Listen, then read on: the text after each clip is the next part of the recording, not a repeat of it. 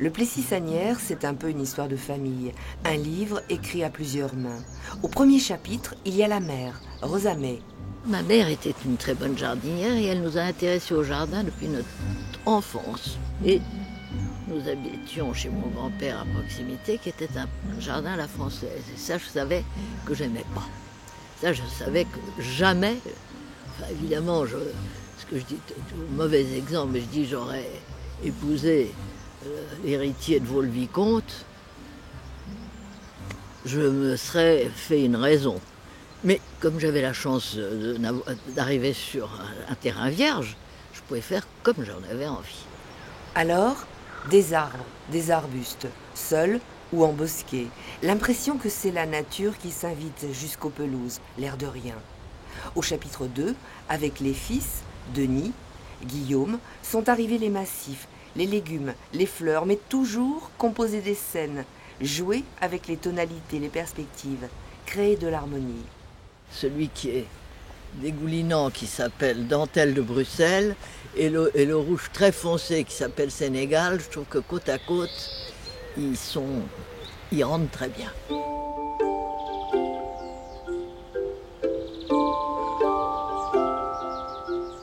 Offrir de la beauté, mais réveiller également la curiosité du visiteur.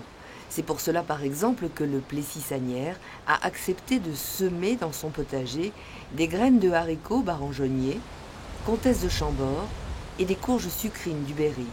Semences fournies par l'Union pour les ressources génétiques du Centre, une structure qui souhaite réintroduire dans les jardins ces variétés anciennes, quelque peu oubliées. C'était intéressant de se lancer sur des choses qu'on ne connaissait pas et qui étaient traditionnellement ce qui se faisait dans notre région. Ça n'a d'intérêt dans cette expérience que de voir un peu comment ça pousse, parce qu'on est censé tenir des notes, savoir si ça germe facilement, quels sont les problèmes qu'on rencontre, et après, est-ce qu'on est content du résultat gustatif. Donc il faut aller jusqu'au bout. Si ça ne marche pas, on peut répondre à la première question, ça n'a pas germé. Ou alors ça a germé, mais les escargots ou les limaces les ont mangés.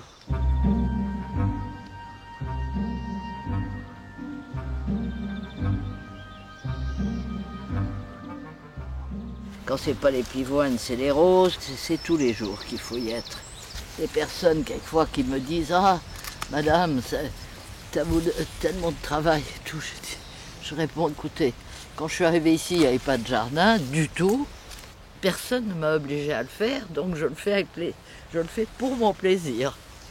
Et je suis ravie de le partager avec d'autres. J'arrive encore à jardiner assez facilement et certains jours jusqu'à 5-6 heures dans la journée. Je n'ai pas mal au dos et donc apparemment ça m'entretient. Apparemment oui, et dans les faits surtout, puisque Rosa May en Rion a 84 ans.